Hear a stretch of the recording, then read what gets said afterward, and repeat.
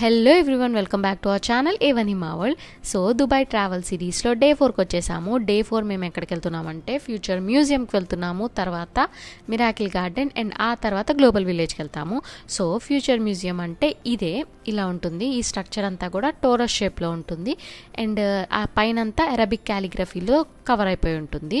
ఇంతకీ దీని లోపల ఏముందంటే తొందర ఎందుకు, లోపలికి వెళ్తున్నాం కదా, చూసేద్దాం పదండి. ఈ ఫ్యూచర్ మ్యూజియంలో ఏముంటుందంటే పేరులోనే ఉంది కదా ఫ్యూచర్ అని, అంటే ఫ్యూచర్లో జరగబోయే అడ్వాన్స్మెంట్స్ గురించి మనకి ఒక డెమోలా చూపిస్తుంటారు ఈ మ్యూజియంలో. ఇది వచ్చేసి టికెట్ కలెక్ట్ చేసుకునే కౌంటర్. మన డీటెయిల్స్ ఎంటర్ చేస్తే ప్రతి ఒక్కరికి హ్యాండ్ ట్యాగ్ వస్తుంది. ఆ ట్యాగ్ పెట్టుకుంటే మనకి యాక్సెస్ ఉంటుందన్నమాట లోపలికి. అండ్ ఇది వచ్చేసి coffee making machine, robotic coffee making machine.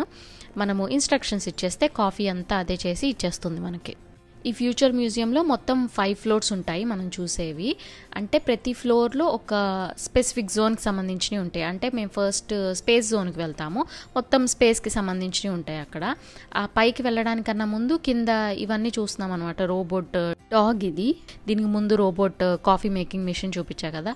And ఇది వచ్చేసి హీలియం వే డాల్ఫిన్ బెలూన్స్ టైప్వి, ఇవన్నీ కిందే ఉన్నాయన్నమాట. సో అవన్నీ చూసుకొని మేము ఇంకా ఫస్ట్ 5th ఫ్లోర్కి అయితే వెళ్ళిపోయాము.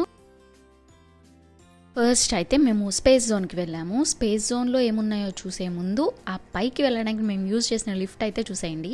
చాలా పెద్ద లిఫ్ట్, చాలామందే సరిపోతారు ఈ లిఫ్ట్లో అయితే. ఆ లిఫ్ట్ పైన అండ్ పక్కన చూస్తే మనం ఎర్త్ నుంచి స్పేస్లోకి వెళ్తున్నట్టు ఒక ఇల్యూషన్ లాగా కనిపిస్తూ ఉంటుంది.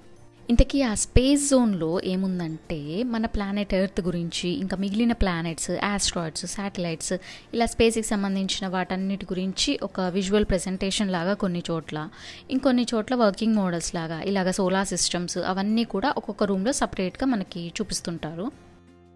అక్కడ చూస్తుంటే ఇది ఒకటి ఇంట్రెస్టింగ్గా అనిపించింది. మనం ఏదైనా ప్లానెట్ని సెలెక్ట్ చేస్తే ఆ ప్లానెట్ చుట్టూ ఏమేమి శాటిలైట్స్ ఉన్నాయో ఇలా చూపిస్తుంది. అందులో కూడా యాక్టివ్ మిషన్స్ ఏంటి, నౌ హైరింగ్ ఏంటి, అవన్నీ కూడా చూపిస్తున్నాయి అన్నమాట. స్పెసిఫిక్గా మనం ఏదైనా ఒకటి సెలెక్ట్ చేస్తే ఆ మిషన్ సక్సెస్ అయిందా లేదా, దాని డీటెయిల్స్ అవన్నీ కూడా మనము తెలుసుకోవచ్చు. ఇందాక చూసింది ఎర్త్ కదా, ఇది వచ్చేసి లూనా, అంటే మూన్కి సంబంధించిన వాటి గురించి ఇక్కడ చూడొచ్చు. నెక్స్ట్ వచ్చేసాము ద లైబ్రరీ. ఇక్కడ మీకు కలర్ఫుల్గా చిన్న చిన్న గ్లాస్ జార్స్ హ్యాంగ్ అవుతూ కనిపిస్తున్నాయి కదా. ఆ గ్లాస్ జార్స్లో ఏమున్నాయంటే కొన్ని థౌజండ్స్ ఆఫ్ స్పీషీస్కి సంబంధించిన DNA అలా స్టోర్ చేసి పెట్టారు. అంటే జంతువులువి, చెట్లువి, ఇలాగా ఎన్నో రకాలవి అలా స్టోర్ చేశారు. You name it, you see it అనమాట. అన్ని రకాలు ఉంటాయి అక్కడ. సో ఇవన్నీ ఎందుకంటే ఫ్యూచర్లో ఇందులో ఏమన్నా కొన్ని అంతరించిపోతే వాటిని మళ్ళీ రీస్టోర్ చేయడం కోసము ఇలాగా సేవ్ చేసి పెట్టారు. నెక్స్ట్ ఇంకో జోన్కి అయితే వచ్చేసాము. ఈ జోన్లో అంతా కూడా ఫ్యూచర్ ఇన్నోవేషన్స్కి సంబంధించిన వర్కింగ్ మోడల్స్ అయితే ఉంటాయి. ఇదే అనమాట ఆడి కార్. ఫ్యూచర్లో ఆడి కార్ ఇలా ఉంటుందంట. అంటే ఇప్పుడు ఆడి కార్కి, ఫ్యూచర్లో ఆడి కార్కి ఫీచర్స్ ఏమన్నాయో నాకు అంత ఐడియా లేదు.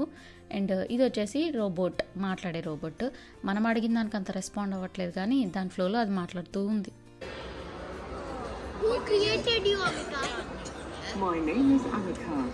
I'm a humanoid robot and I work for the Museum of the Future. Do you have any questions for me? Who created you? My name is Annika. Same అదే జోన్లోనే ఈ కార్ కూడా ఉంది. Maybe ఇది flying car అనుకుంటా. తర్వాత మేము kids interactive zone ఉంది, దానికి కూడా వెళ్ళాము. అక్కడ పిల్లలకి ప్లే స్టఫ్ అవన్నీ ఉన్నాయి అంతే. సో అదనమాట దుబాయ్ ఫ్యూచర్ మ్యూజియం. నెక్స్ట్ మేము మిరాకిల్ గార్డెన్కి అండ్ గ్లోబల్ విలేజ్కి వెళ్ళిన వీడియో నెక్స్ట్ పోస్ట్ చేస్తాను. ఆ వీడియోస్ మిస్ కాకుండా ఉండాలంటే ఛానల్ని సబ్స్క్రైబ్ చేసుకోండి. అండ్ ఈ వీడియో కనుక మీకు నచ్చితే లైక్ చేసి షేర్ చేయండి. మళ్ళీ నెక్స్ట్ వీడియోలో కలుద్దాం. See you soon.